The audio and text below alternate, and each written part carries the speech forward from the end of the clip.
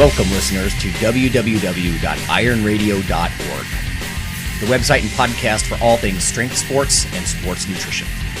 With your hosts, Lonnie Lowery. Remember, Phil is like a gnarled old oak tree held together with scar tissue and bone spurs. Rob Fortney. And I'm telling you, the pain that I would suffer was beyond excruciating. And Phil Stevens. Do it, Rob. You'll kill all those nerves. Thanks for listening. Good morning, everybody. Go to strengthguild.com, strengthguild.com. Scroll down to the Iron Radio collections, and we've got new shirts and new banners for you to support the show. Everything from just a regular banner, regular shirt, to ones with sayings on them, like Lonnie's Phil is like a gnarled old oak tree shirt. And some news for you, we're going to have some contests for people who own these shirts and things. So if you support the show, we'll let you more on that later. So if you get in on these early, you can be one of the first people to win some prizes. So thank you very much. Go check out the site, strengthguild.com. Scroll down to Iron Radio Collections and support the show. Welcome, Iron Radio listeners. This is Lonnie Lowery. I'm an exercise physiologist, and I'm a nutritionist, and I'm a former competitive bodybuilder. This is Phil Stevens, strength coach, powerlifter, Highland Games athlete, and I signed up for a meet. So I've been waiting for one, and I finally signed up for one in March. So I will be on the platform again. Normally it's this month every year that I do it, but things have been crazy. So I found one, and I've got at least 10 lifters traveling down to Texas to do a meet. So nice. And it might be near San Antonio, right outside of San Antonio. And it might be my first single ply meet. Ooh. So that's fun. Yeah. As Dr. Mike Nelson, Associate Professor of the Carrick Institute, creator of the Flex Diet certification, teacher at Rocky Mountain University, and back still in South Padre here, waiting on the wind. Nice. Yeah. All right. Everybody, we've got some news and then listener questions today. We are episode 599 today. So next time is episode 600. Before we hit the record button, we were just sort of discussing what we might do. It's not going to be any kind of major extravaganza, but we'll do something fun. Because 600, damn. Yeah. Let's see what's going on right now. We are starting the Fall Funds Drive. Usually I do this a little bit after Halloween. And through the holiday season, it tends to be a time where people, when they start to think about giving, well, supporting the show would be one. Every week in the show notes, I thank, 4, 5, 6 of the most recent. It's sort of random. If you've never seen your name in the show notes, or if you even look, it's fairly random and say, hey, what about me? Well, happy to put you in there because we're very supportive, right, of those $4 monthly supporters because that's what keeps us going. It pays the server fees and. In fact, special thanks to Weldon. Dude, thank you for that donation. Significant donation. I appreciate it. We appreciate it. Freaking awesome. So, in a way, Weldon's kicking off the Fall Funds Drive. So, all right, let's get to some of the science news here. Strength and muscle sport news. This first one is sort of relevant. Let me ask you guys, do you take vitamin C? Either one of you guys? In my multivitamin. Okay, just in your multi. Yeah. I've gone back and forth. I, for quite a while, took higher doses, like 500 to 1,000 grams per day, or 1,000 milligrams, 1 gram. Like, holy crap, never make it out of the bathroom. And then I didn't take anything other than what was in my multi and food for a couple of years, and now I just kind of sort of haphazardly take it when I feel a little bit more tired for no apparent reason, probably more of a psychological effect than anything. Got it. Yeah, I take a vitamin C. I take the lowest dose I can find, just because I've read enough that you have tissue saturation around 200 or 250 milligrams a day. Now, I can see some value to taking more and getting your blood levels temporarily high, right? I mean, it makes sense to me. But so I actually have to go online to find the low dose stuff because I'm just a little too concerned that, if I take a lot more than that, it's actually going to backfire on me. I might have pro-oxidative effects. Like I said, it's what you're after. Is it an acute, rise in blood levels or whether it's tissue saturation or whatever. But different approaches. This is, oh, by the way, and I take that with like the collagen and, stuff like that. I slam some bone broth with it and just poor man's joint support, Mm-hmm. Dorian Yates, in fact, used to, as I understand it, boatload vitamin C to try to keep his tendons from rupturing and stuff like that. So when you're that strong and jacked, I can see why you might want to try to save your tendons. That's hearsay, but I digress. This study is lower dietary and circulating vitamin C in middle and older age men and women are associated with lower estimated muscle mass. So low vitamin C intake or blood levels, low muscle mass. So I've never seen a relationship like this between vitamin C and muscle mass. This is from very late August of this year, Journal of Nutrition. The first author is Lucy Lewis. So here we go. Vitamin C has physiological relevance to skeletal muscle and may protect it during aging, but few studies have investigated the importance. We aim to investigate cross-sectional associations of dietary and plasma vitamin C with proxy measures of muscle mass in a large cohort of middle-aged and older individuals. They took data from 13,000 men and women from a European data bank. It looks like 42 to 82 years old. They looked at fat-free mass as a proxy for muscle tissue. And I think a lot of our listeners know, but so fat-free mass is not just muscle mass. There are other things in your body that are fat-free, but it's not a bad proxy, right? When you see fat-free mass go up and down, you can more or less realize you're making gains in some way. They used bioelectrical impedance to measure this, though. So, not the best technique, but it is more geared toward fat-free mass and body water. So at least they're not using it for body fat here, right? And I get it, right? These huge data banks kind of things, they can't be running DEXA scans on every single individual, typically. So they took fat-free mass, then they made it relative, right, to a person's size.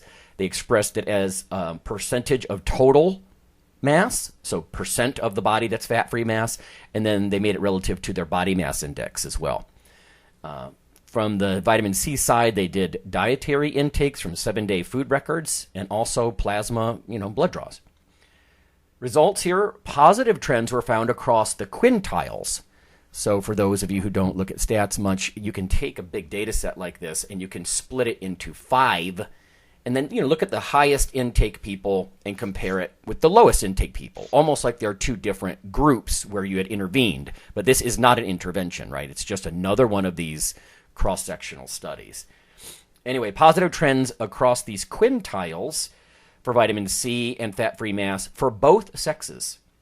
Fat-free mass as a percent of the body, or fat-free mass as relative to their body mass index, were higher in participants with sufficient rather than insufficient plasma vitamin C. So 1.6% and 2% greater in men, and 3.4 to 3.9% in women. So it looks like at least quantitatively, a little stronger effect in women.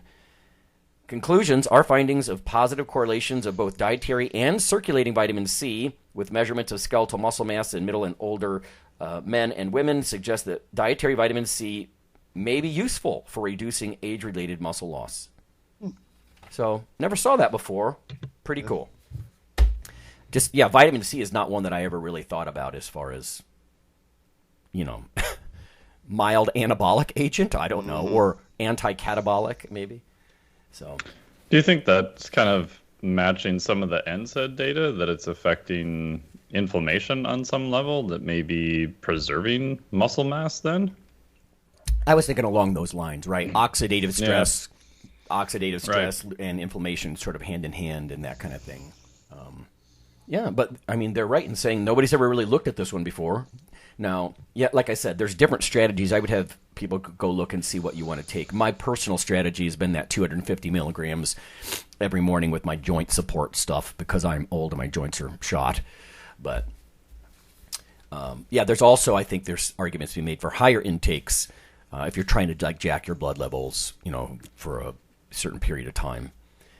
I was going to say I do is just take some lemons and limes and buy a little handheld squeezer and I'll even sometimes just squeeze that into a smoothie mix, or even just take it straight if I feel like I've been low on vitamin C or my diet hasn't been super great for a while. So that's another cheap way you can do it too. Yeah, good call. Even some matcha or vitamin C rich green teas are out there. Which I think is interesting. I was looking. I get one from Japan because it's just unflavored bottled green tea. It's that ocha stuff. Oh yeah. You remember? Yeah, you remember. Yeah. The light green, bottle. So I'm like, that's great. I'm gonna get that. It's got like 220% of the daily value of vitamin C. So there you go. Stuff like that. That's a good call. Then you don't have to pop a pill. Yeah, and it's easy. And potatoes are high in vitamin C too. If people are using them for starches, you get some other benefits. Nice. Yep. So yeah, this might help if you're one of the older people. And like I said, maybe slightly better even for the ladies. So pretty cool. This next one is kind of big. And I highlighted what I could. In fact, I only printed off half a dozen pages out of probably 30. This is a big report from the Institute of Food Technologists, and Mike's familiar with them. Top 10 functional food trends. So this is actually from April of this year, but I haven't talked about it.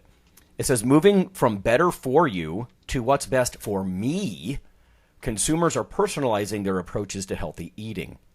So I thought I would just share some data about how people are looking at supplements and, specialty food products.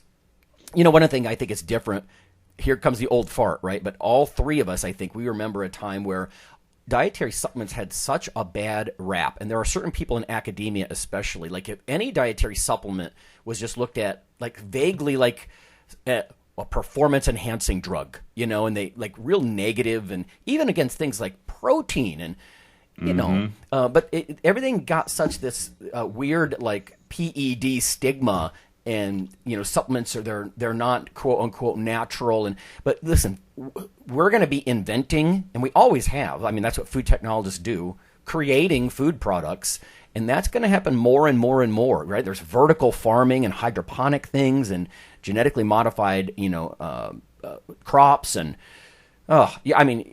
it's going to become increasingly absurd, in my opinion, to not think that your foods are made. They're not just grown. Like, listen, I like simplicity, right? But sometimes adding a little protein or fiber to some of my usual foods, sounds good to me. So anyway, it says general health and wellness products are no longer fit all. Over the past 3 years, consumers have refined a healthy lifestyle, or redefined, rather. So let's see. 82% now say that mental and emotional balance is as important as physical health. And there's a reference here. 40% of consumers closely monitor what they eat.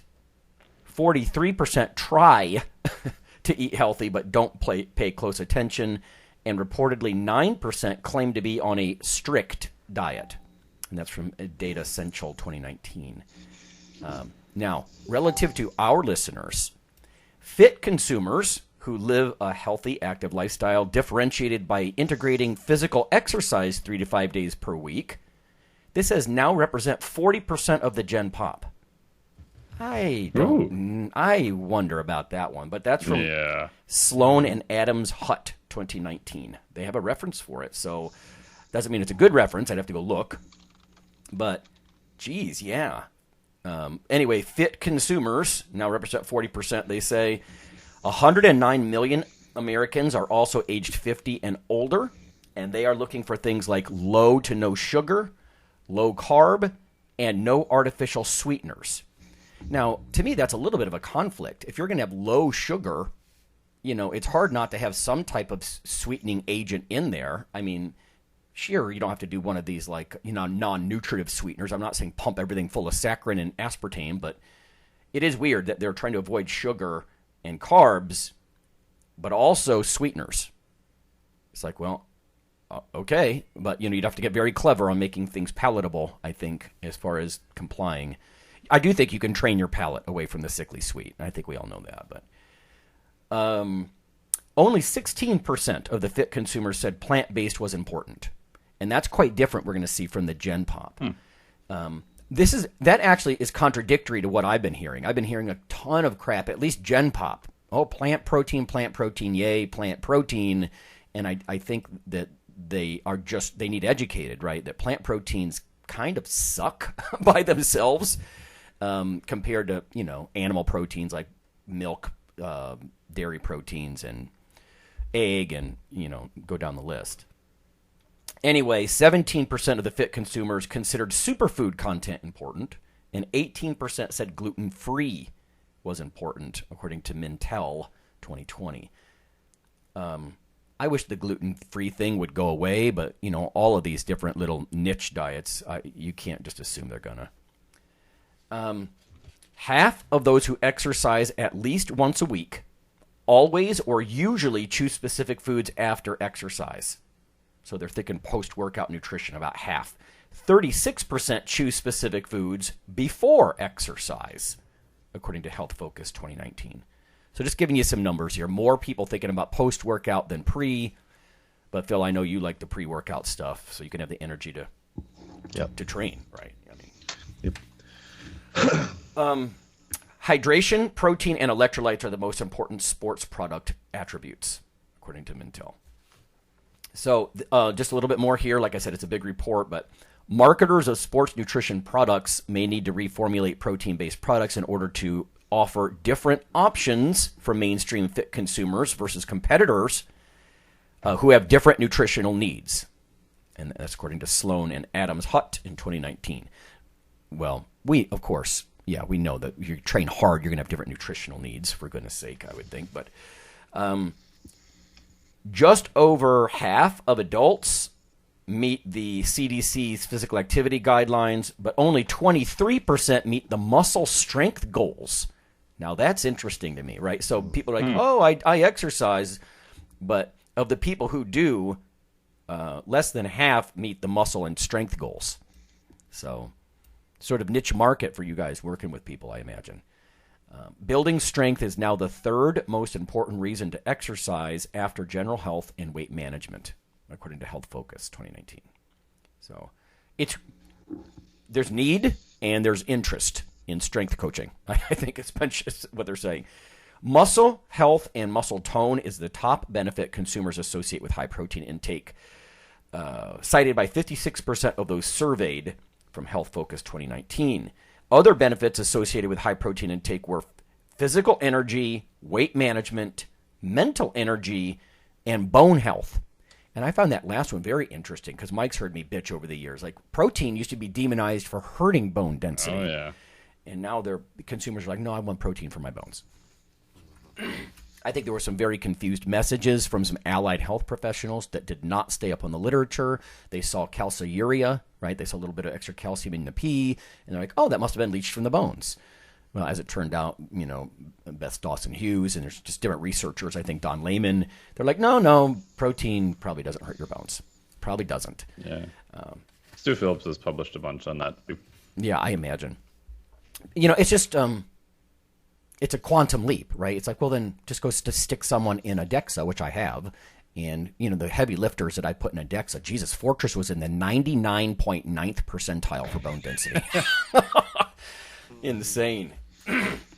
Anyway, as consumers become more familiar with the ever-widening array of proteins, again, this must be Gen Pop, 2/3 of adults say consuming a complete plant-based protein is important to them. And 1 in 5 says the plant protein is very important. Now, again, that's in contrast to what we saw with the fitness people, right, that might be more clued in. And then to this person's defense or benefit, this Elizabeth Sloan who wrote this, it says marketers should talk more about the amount and type of protein needed to trigger muscle protein synthesis, including the presence of essential amino acids, specifically leucine. So marketers need to focus on that. And I think that's actually good, right? That's going to educate the Gen Pop that, listen, that's why your, soy or peanut protein or whatever, it probably is not going to stack up too well. Almost done here. In 2019, 30% of men and 24% of women took a protein supplement. So roughly a third of men and a quarter of women are taking a protein supplement. That's very interesting to me. And then lastly, there's a section called reconditioning. In 2019, Heart health fell from the 1st to the 4th place among health benefits consumers would like to get from food. So I think all three of us sort of change. Yeah, right, exactly. We grew up heart health. Yeah. And now that's 4th, according to IFIC in 2019. What is replacing it? Let's see. Consumers would most like to get from foods would be weight management, followed by energy and digestive benefits, and then after that, muscle health and strength. So I think that's actually good. I think that's a move probably in the right direction. I'm not being anti-heart health, right? But these are likely things to happen. Weight management, right? Digestive benefits, muscle mass, and strength. So it looks like to me that people are moving, and this is good news for you two guys. I think that, you guys kind of specialize in mass and strength, and I mean, at least in people who want to do it. And consumers seem to be cluing in, especially if they're fitness-related people. So, Oh, that's good. I wonder about some of the stats in there, but I hope the overall trends are correct. Agreed. The number of people that they say are exercising, that's not my understanding right now. That might be self-report. It's like, hey, I ran to the mailbox. I'm an exercise. Cardio. Cardio, bro. Yeah. Okay, I got one more here, and then we'll go to break, and then we'll get some questions. Sleep apnea and Alzheimer's damage the brain in the same way. This is from Annie Lennon. Annie Lennon is at Lab Roots. So I'm going to raise an eyebrow at this one, honestly. Not at Annie per se, but what the researchers can actually conclude from this is sort of up in the air to me. So here we go. Sleep apnea is characterized by breathing that repeatedly stops and starts, loud snoring, restless sleep, and then sleepiness throughout the day. For some time, we have known that those with sleep apnea in midlife are more likely to have Alzheimer's later. Now, researchers have found neurological evidence for the link. Let's see. They studied 34 post-mortem samples. So, Mike, this is your realm. I know you've done a lot of fresh cadaver, dissections and stuff. 34 post-mortem samples from people who had obstructive sleep apnea. While none of the patients had received a dementia diagnosis, 70% had neurofibrillary tangles and 38% had amyloid plaques in their hippocampus.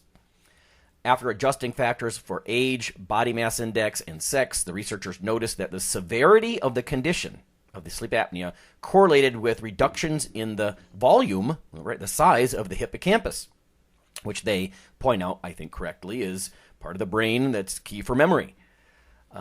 So plaques and tangles, though they report, were sufficient to qualify for an Alzheimer's disease. So although they weren't diagnosed, they were messed up enough on a histology level to qualify for Alzheimer's. But now here's my biggest concern. Compared to what? Like, what if all people, regardless of sleep apnea, what percent of those people have the neurofibrillary tangles, right? Or have the amyloid plaques, right? That's what I would want to see. Because when they say 70% had these tangles, 38% had the plaques, well, what about people who don't have sleep apnea? What percent of tangles and plaques would they have? Is it almost that high? This is like the thing I've heard about, Mike, you remember a while back that aluminum buildup in the brain. They were concerned that was related to Alzheimer's. And then they're like, oh, no, that happens to everybody. Oops. Everyone's freaked out about their deodorant. Right, yeah. Yep, at least as far as I remember. Anyway, it says, each person's severity of sleep apnea correlated with how much amyloid plaque they had in their hippocampus. Researchers suggested that repeated bouts of oxygen deprivation from sleep apnea may cause oxidative stress to build up and cause these amyloid plaques in the hippocampus. Oh, and now here, they do come out and say it. Researchers caution that their results come from a relatively small sample size and that their study did not involve a control group. So I'm not sure if you can't make a comparison, right? I mean, if this is just something that happens to everybody, this level of tangles and plaque, then why report it at all? I mean, I feel like you need to make a comparison. That's kind of what science does, you know. It looks for relationships here. And they are looking for some relationships. I guess this could be handy for saying, hey, maybe something's here. Somebody go use a control group. You know, so. I bring that up because there's a lot of large mammals, right, that listen to us that deal with sleep apnea. Yeah, and as you mentioned in there already, like Alzheimer's is a weird disease because it is associated with, you know, the amyloid plaque and the tau tangles, but it's not a direct relationship as what most people think, right? It's like most things, if you have these things which are normally going to be diagnosed on an autopsy or some type of dissection post-mortem, then your risk of getting Alzheimer's does go up. But just because you have a whole bunch of them doesn't guarantee that you're going to have Alzheimer's either. So yeah, that's why it gets messy. Yeah, and you know, to me, in some ways, my wife was just talking about, it's in the news that Al Roker has prostate cancer and things like that. But I'm like, well, my first thought is it the slow smoldering kind that frankly won't matter much? Or is it, you know, an aggressive kind that's going to, you know, metastasize and all that kind of thing? It's the same thing with this, right? Everybody's eventually going to have oxidative and, you know, certain amount of tangles and damage, I would think. Just like most men actually end up with some form of prostate cancer if they live long enough. But if those tangles and plaques aren't affecting functioning, you know, and if that prostate cancer isn't going to move quickly enough, I'm not saying it's good or even something to be ignored, but it's less alarming if it wouldn't kill you till you were 130, you know, and something else is going to get you way before. So, yeah, some of this stuff, we have to think about, like, the clinical relevance and stuff, too, I guess. So, that's it. That's plenty. Let's go to break, and then Phil's got some sweet questions that poured in just last week, I believe. So.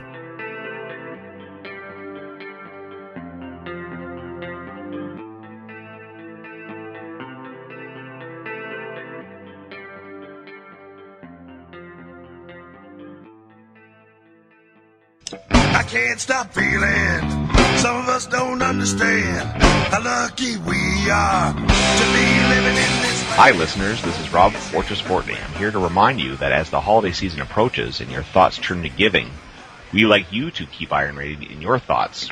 Over the past several years, there have been hundreds of listener comments hoping that Iron Radio stays on the air for years to come. Iron Radio is here for you. But as with any public radio type format, the show is listener supported. That's where you come in. For just $4 a month, you become a supporting member, keeping your weekly dose of education, experts, and gym talk flowing. Just go to www.ironradio.org and click on the $4 monthly subscribe button near the bottom of the page. Or click the donate button at the right of the page for a one-time donation. You are the Iron Brotherhood and Sisterhood. Of course, not everyone can afford to be a supporting member or a significant one-time donor. But for those of you willing to pitch in, $4 per month or $50 just once, we're about to sweeten the deal. Become a supporting member or major donor between now and January, and a limited number of you will receive a gift worth over $20.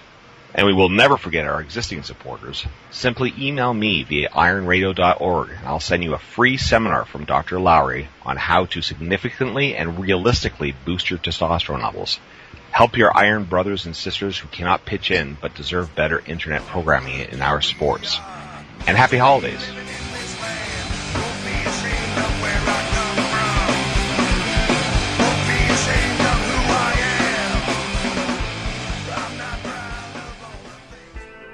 Iron Radio is, of course, primarily a podcast. But over the years, there have been technical glitches calling for backup streaming and listeners who wanted the convenience of other sources of audio content.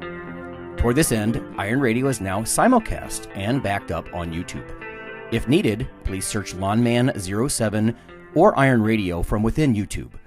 There's not much video, but if you like to listen through YouTube on a Roku or other living room device, there you go. Okay, listeners, after more than a decade of joining us on the podcast airwaves, you can now also become viewers on YouTube. This is not our usual simple backup of the audio show, but rather a growing body of video taste tests covering various foods of interest to nutrition enthusiasts, bodybuilders, and powerlifters. From within YouTube, simply search for Iron Radio Taste Test or Nutrition Radio Taste Test. In about 15 minutes, we cover taste and texture similar to other products, usefulness to the co-hosts, and whether we would recommend the product to certain clients. You may even want to watch our podcast feed or Facebook group for which products are coming down the pike so you can taste test them with us. Join us for this new monthly project.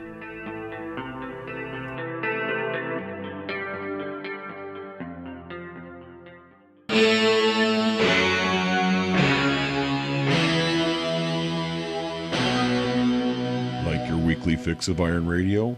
In addition to being a popular institute on iTunes, we are also on email. Simply go to www.ironradio.org and sign up for the voluntary email. You'll get a once per week email, no more. That's little more than the show notes and a link to the audio. So go for it.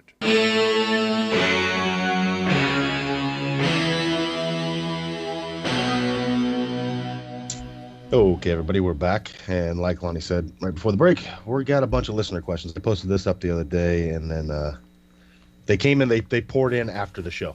So we're going to address them now. So I've got one here from Nick Humfield. This is a question I've had for a while. Answer is theoretical, of course.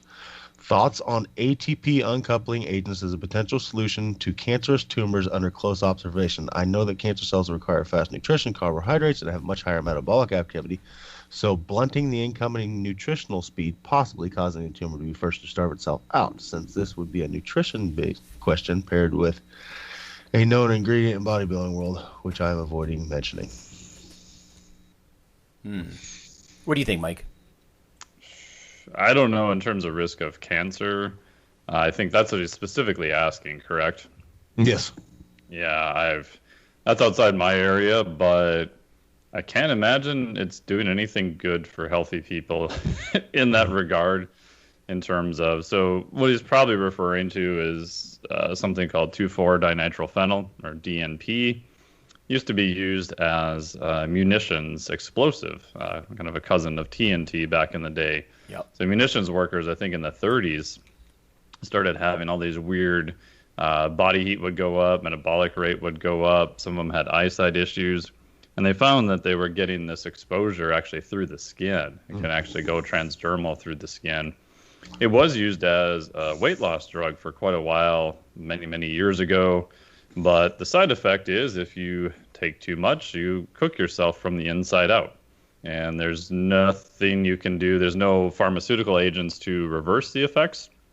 You can get admitted to the hospital. They can, if you took it orally, give you charcoal, get you to throw up, try to get it out of your system, try to keep you as cool as possible, or do fancy stuff with trying to cool body temperature. But that's about all they can do. And something called the therapeutic window. So how close is the efficacious dose to something called the LD50? So a lethal dose to kill 50% of the population. With DNP, it's pretty close. So you could, in theory, do it. There's some newer research now looking at it for a whole bunch of different mitochondrial effects that might be beneficial. But you're talking about pharmaceutical grade. They're very, very careful with the exact dosage. In reality, God knows where you would get it from. I highly doubt the person you're getting from is, one, even really knows what they're doing. Two, is probably even measuring it very accurately. And if you're off a little bit on the dose from what they say it is, it's not going to be good. And last part, too, is that the downside is you produce just a ton of reactive oxygen species, which can increase risks for cataracts and a bunch of other diseases. Yeah, I wonder how related that is to the cancer part. Right. Nick knows a lot of this stuff, I'm sure. But, no, agreed. I mean, uncoupling agents, this is related to discussions about, like, brown fat, right? And it has more uncoupling proteins. And those of you who are familiar with cell metabolism, right, the end pathway, like the culmination of a lot of your carb and fat burning, if you will, pathways is the electron transport chain, and its job is oxygen waits at the end, right? And you make some water and ATP, and ATP is the currency of the cell, and you can use it for synthesizing new things like building muscle tissue or building whatever. So an uncoupling protein, I'm just speculating here, but you would think that it would deny the cell the ATP so the tumor couldn't grow, something like that. I'm totally guessing here because I'm like Mike, this is outside of my wheelhouse, the whole oncology thing. The problem with DMP, and you're right. God, 20 years ago, there were guys in the gym who were on DNP, and like you said, Mike, this is not an exact science. They're just swabbing it on their skin, and they're getting ready for contests, so they want to get lean. And I heard tales of guys saying, "I wake up, my sheets and my pillow are completely soaked with sweat." Usually yellow sweat. And they're wasting away, though. I mean, yes, is it burning fat like crazy? Yes, because all that heat is being wasted. All that energy, that calorie expenditure is gigantic. But then you're also, in my mind, you're denying muscle and other organs, other tissues, ATP as well. So you could see the toxicity. And you're right, Mike. I remember reading old historical reports about dynamite factory workers and things like that. And because it is transdermal, it's fascinating, and bodybuilders are certainly willing to guinea pig themselves, throughout history. So the cancer connection, I'm not sure, Nick. But again, I'm guessing you're pretty well versed on what an uncoupling agent does. I remember once I even made a little diagram, and when I teach stuff like the electron transport system in class, to try to show like how this gets manipulated, in different ways. So I don't know. Hope that helps. Like, Mike and I aren't oncologists enough. I just go look at the literature, see what you can find about uncoupling agents and oncogenesis or whatever tumor formation. Yeah, and there was a new study I read the other day that some of the pathways, like you mentioned, right, are uncoupling proteins potentially via activation of brown adipose tissue. And they used to think that it was a beta-3 adrenergic receptor that was having some of these effects. And I think a new study the other day I read said it was probably a beta-2 mechanism. So that may explain why a lot of the pharmaceutical agents that were beta-3 agonists to try to get this body comp effect and some of the other beneficial metabolic effects generally just didn't pan out. They either had really high toxicity or they just didn't do anything. So I think it's definitely a very interesting area. It's a mechanism that we know exists.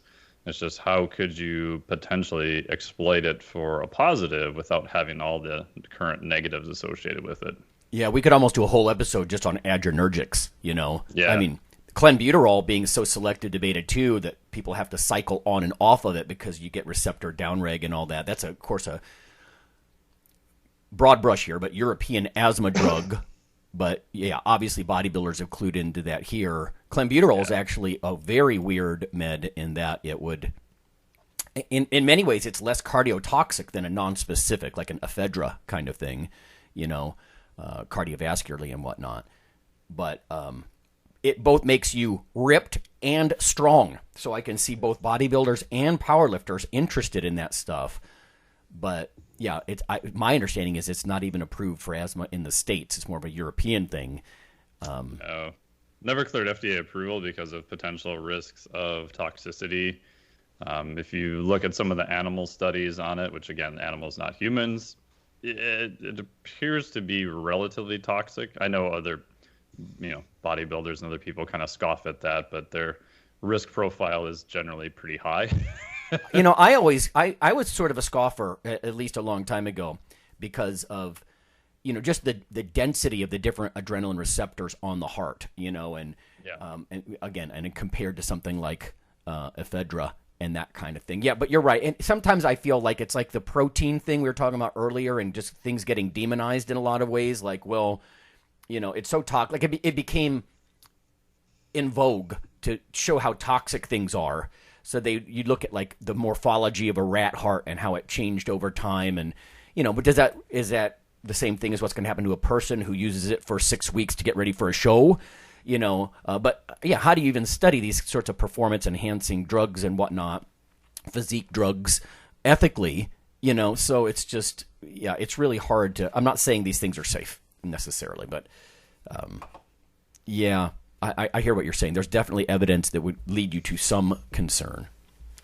Yeah, the saving grace is probably you build up such a massive tolerance to it so fast, which usually to me means that it's probably not doing anything too beneficial, that most people tend to use it for very limited amounts of time just because it's not as efficacious. And unfortunately, I know more female athletes that tend to use it sometimes more than males because it's not androgenic either. So it's not in the steroid era, so you don't have to worry about those types of side effects. Yeah, anything that's that receptor specific, like beta-2 all the time, no wonder you downregulate so quickly. People would go 2 days on, 2 days off, or 2 weeks on, 2 weeks off. I saw a rat study. I actually did a paper on this for my doc work in an endocrinology class, and I believe it was like a 50% reduction in beta-2 adrenoceptors in just 2 weeks, right? Because you're just so it's so brutally targeting one pathway. Your body's like, whoa, too much of that.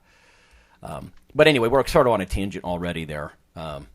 But good question, Nick. That's sort of the advanced question, isn't it, with the whole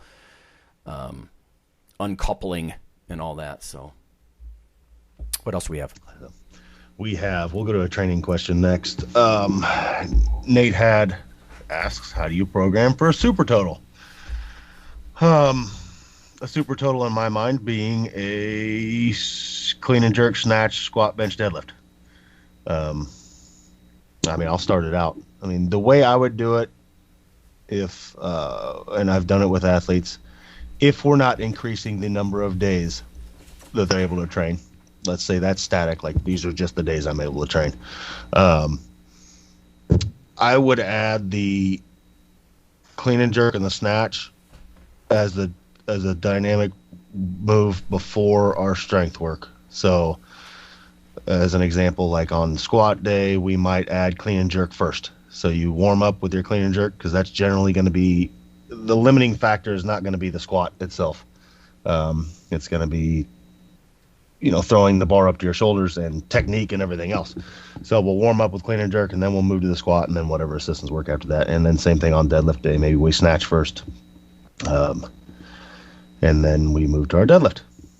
And then, of course, because we're doing overhead work in that now, instead of where powerlifting is all bench, we need some overhead strength, so we're going to add some pressing in and things like that on bench day or a separate day for press. There's a lot of my powerlifters, we run 4 days, and we'll do a lot of press one day, just because I see press carry over greatly to benching. But that's the way I do it. I just add the dynamic stuff, the snatch and clean and jerk, prior to our strength work. Do the dynamic and the technical work first, then do the big dumb guy work. Just put a bar on your back, stand up, sit down, stand up.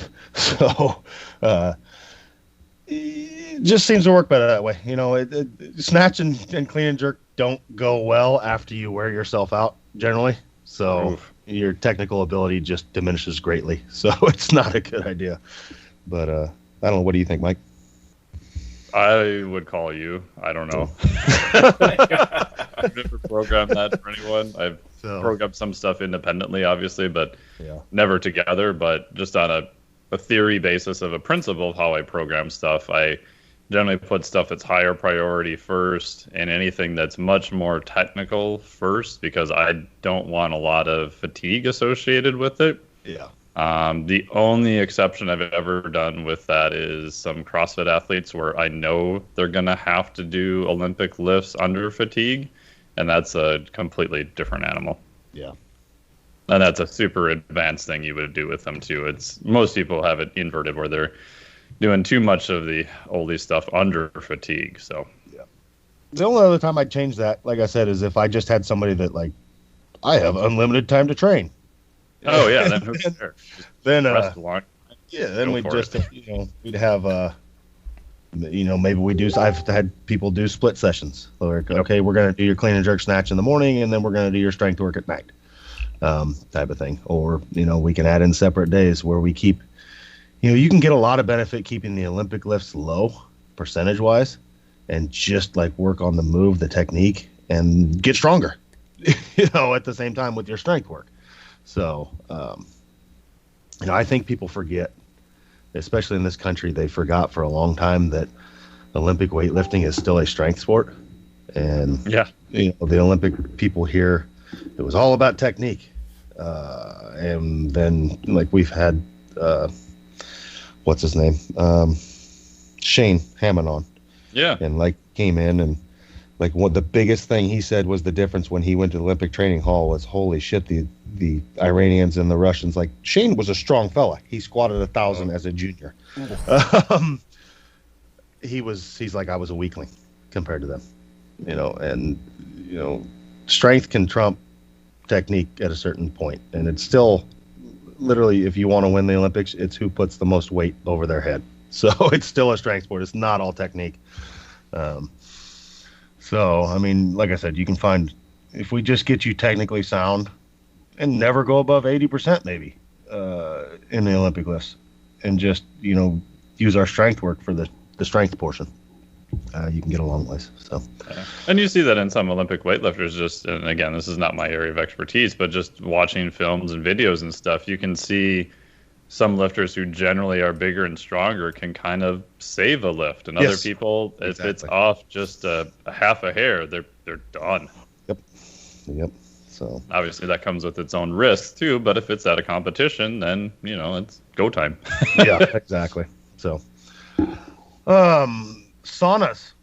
This is from Mike Hedleski. Excuse me if I'm ruining your name, but he's typing from an infrared sauna. How do you guys feel about utilizing an infrared sauna to increase hypertrophy benefits, or just opinions on overall health impacts of them?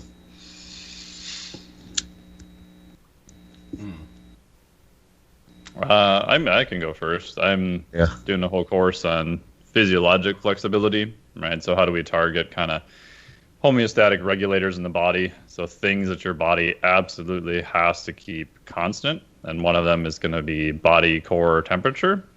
However, just like training, we have adaptations where we can go in cold water, we can go in cold environments. Lonnie and I spent some time in Vegas at the ice bar hanging out one night. That was pretty fun. You can go in hot environments, and sauna is a good way to do that. So I think there are a fair amount of benefits. Again, if you push me and say, okay, give me reams and reams of research on it, it's just not something that there's massive amounts of research on it, mostly due to funding and asking questions and that type of thing. But there's some pretty good data on sauna in general for reduction of atrophy. So if people have been injured, there's some very good data showing that it probably helps reduce the amount of muscle mass that's lost. The caveat with that is that doesn't necessarily mean that if you're a healthy individual and you're not trying to limit atrophy and you're training and eating well, that going in a sauna is going to be massively anabolic either. I haven't seen any data on that. So I think it's beneficial. There doesn't appear to be any issue doing it post-training.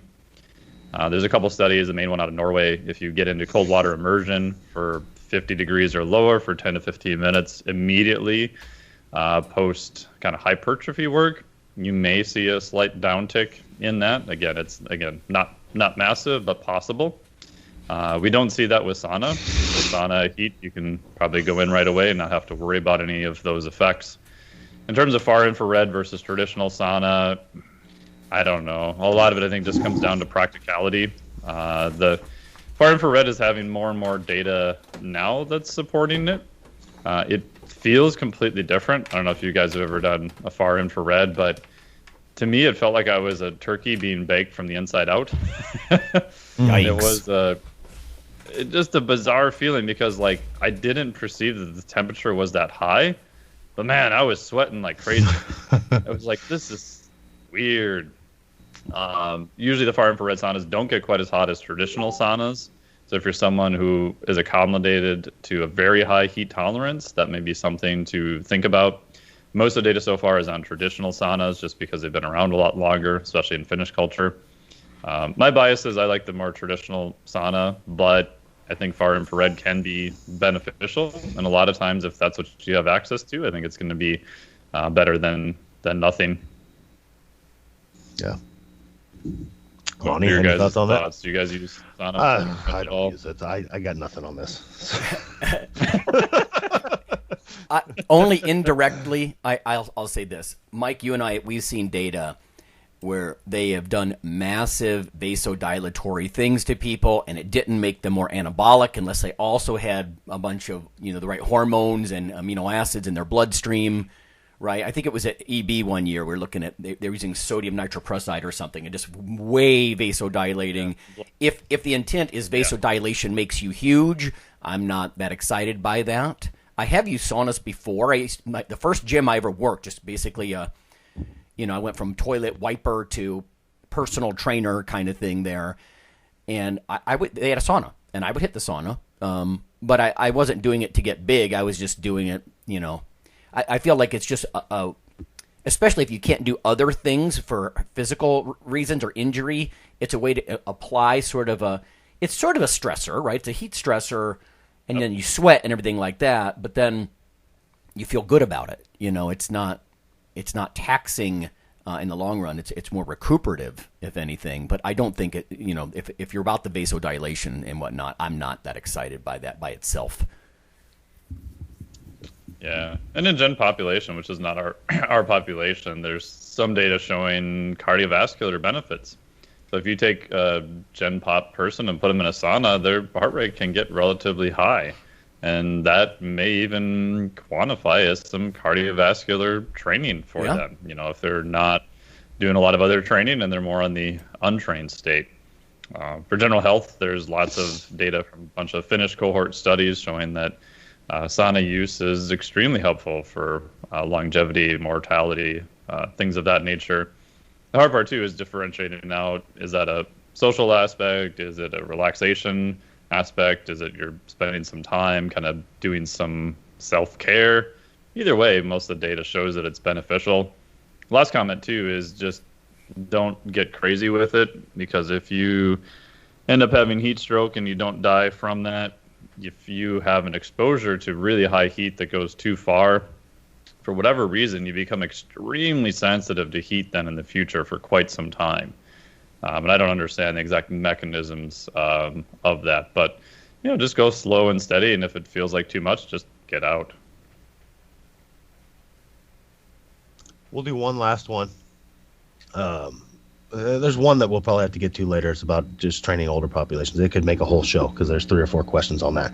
But is there any evidence that lifting can lead to arthritis? Let me touch on this just quick. I do not have a reference off the top of my head, but I was looking at, it was an NSCA position paper or something. This was a couple of years ago, so someone correct me if I'm wrong. But they were basically saying, no, the official position, or at least there's some evidence that heavy lifting does not cause or lead to osteoarthritis. This is personal, just empirical observations on my own behalf. That's hard for me to get my head around because I know a lot of lifters whose joints are shot. Just wear and tear with age, and whether the lifting... It depends if you're doing this like in a general healthy way, like let's apply some resistance versus like Phil, like you say, at an elite level, it's not about health, bro, Yeah. And yeah. I don't think squatting 1,000 pounds is healthy per se, Yeah. Like was it Ed Cohn says you've only got so many of those in your life, so don't waste them.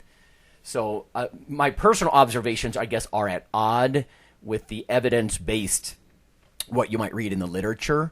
And you could say anything from, well, Lonnie, you're genetically prone. And that's true. My mom has severe arthritis, never diagnosed as rheumatoid, but she has other autoimmune conditions. And so, I mean, that's... And, as you get older, too, you have to kind of balance this out. Like, is it worth me still trying to squat? Like, when I was young, I would work up to sets of 405, for several reps, and I know the powerlifters are laughing at that, but that was a lot for me.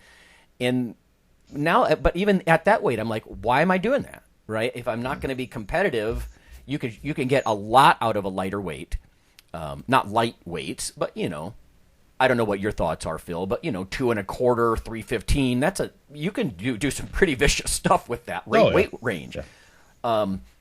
So it becomes a balance, and I think you can't. I've seen these powerlifters especially can't let go, and they keep their multiple herniated discs, torn cartilage, all this stuff, and they're still stepping up to these 800 and 1,000-pound squats and stuff, and I'm like, what are you doing, man? You're late 40s, and you could be peaking, I think, in your 40s probably as a power lifter, but if you're post-competitive, what are you doing? Yeah. But anyway, I'll leave that to you guys. Like I said, I think official in the literature, they say no, it doesn't, but my personal observations suggest at an elite level it probably contributes somehow. Mm-hmm. I can just say, just from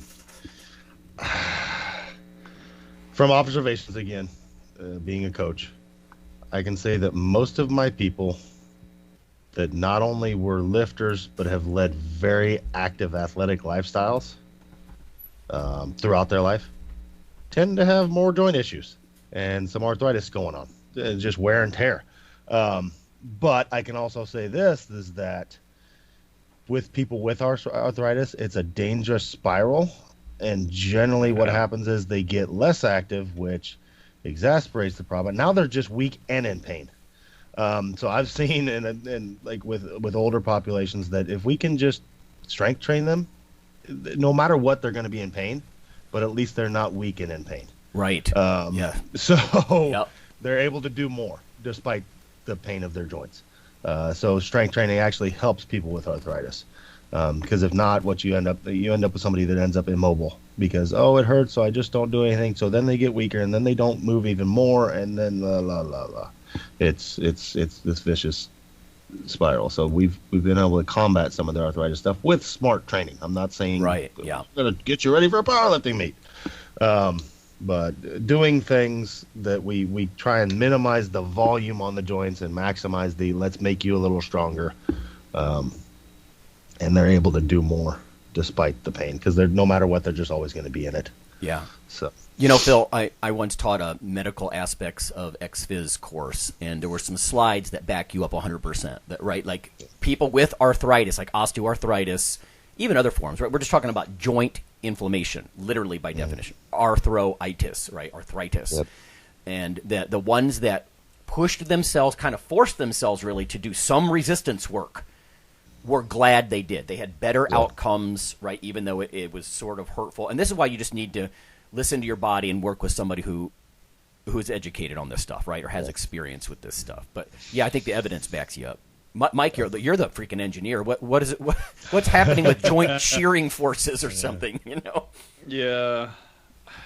I mean, I would say I haven't looked at this literature for a while. When I looked at it before, kind of similar to you guys and Phil, the catch-22 is if you have someone who all of a sudden has a lot of pain, my first thing is, okay, can we get you to do some loaded movement that might be different, that's kind of working a similar pattern that's hopefully not painful or at very minimal less painful. So if back squatting causes you a lot of pain, can you do a kettlebell front squat? Could you do a goblet squat? Could you do a zercher? Could you do some other version to kind of target that motion and get some loading without the amount of pain that you were seeing? A lot of times, if you can do that just as a trainer, in my experience, 30, 40, 50% of the time over, several months, a lot of the pain goes away. Not all the time, but in terms of what I see in practice, because it's completely anecdotal, I think a lot of it is just how they take the squat. Like, how do you actually squat? There's different compensation patterns your body can use. If you're coming up, are you firing your back extensors, your QL, and everything there first instead of your glute max? So now you're probably going to have more load on the low back, that area, than what you should. If you just look at a simple gait analysis, and again, it's not a one-to-one correlation. A lot of the pain people just lose their mind over this. But in general, I see that if you just make someone's movement more efficient, their pain almost always goes down. That doesn't mean you're going to get rid of it or you're trying to be a physical therapist and eliminate it. But my thought process is if I can just make you move more efficient, that means that the right muscles are probably doing the right job they're supposed to, and we're getting more load on the muscle structure and less on the joints. I just think that if the muscles are not being activated the way that they should, or the right pattern or recruitment or rate coding or whatever words you want associated with it, the default is going to be more joint stress. So if we can kind of change that, maybe do some, I like using reflexive performance reset or be activated or whatever modality you want to use to try to change those patterns and to get them to move more efficient, I think that's going to be a win. And most of the time their performance goes up also, and the amount of pain that they have with movement usually goes down too. That sounds smart to me. Just personal observation. I know we're out of time here, but my shoulders are grinding over the last couple of years, and when I do dumbbell curls, if I just do straight standing like dumbbell or barbell curls, I feel them grinding. But then you can get yourself in a different angle, a different position. I can do concentration curls and not feel it at all. To your point about get the stress on the muscle belly, not on the your shoulder or elbow in this case, and I just, it certainly seems to feel better. And yeah, using pain as a guide makes sense to me. So yeah. And usually the rate limiter I find with that, working with clients, is the thought process of getting outside of symmetrically loaded exercises, which obviously have a huge benefit. And if you're going to be a power lifter, that's what you have to do. But most of the people are not going to be a power lifter. It's like you said, Lonnie, what other angle can we hit? Can we do something that's different? A lot of times even asymmetric.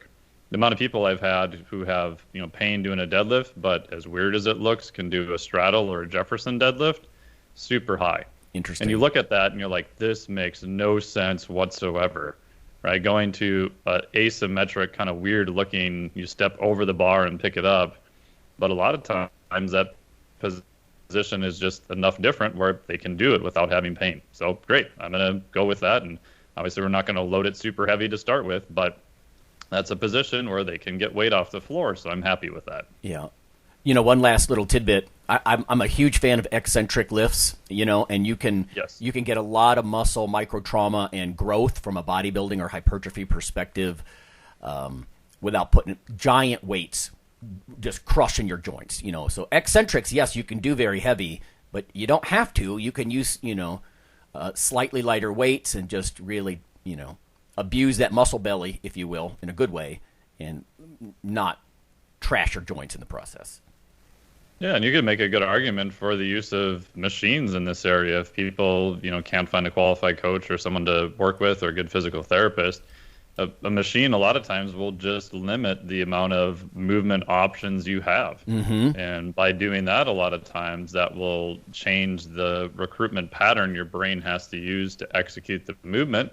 And a lot of times you can get, like you said, Lonnie, more stress on the muscle and less on the joint. And if your goal is just general health, maybe adding some lean body mass, then you can go pretty far just doing that. Yeah, I like that. I mean, if you find the right machine, there are certain machines around the gym. Oh, it just fits my body difference. just right. And I'm like, that one. Yep. Got it.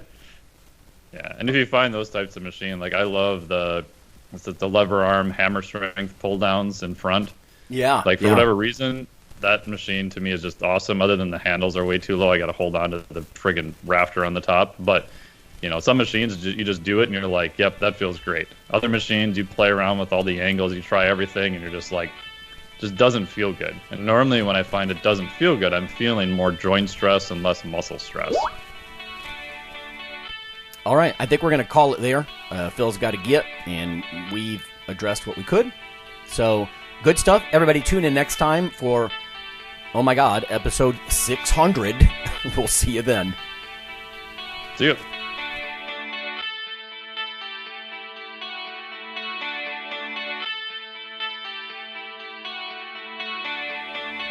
Iron Radio is accepting donations. If you like what we do, the professors, the scientists, the bodybuilding show promoters, the athletes themselves in powerlifting and bodybuilding, please consider making a donation or maybe buying something from the IronRadio.org store. We also are accepting supporting members. So for $4 a month, which is frankly less than the bank sneaks out of your account in fees, you can step up and support a form of sort of public radio for the bodybuilding and powerlifting and strength community.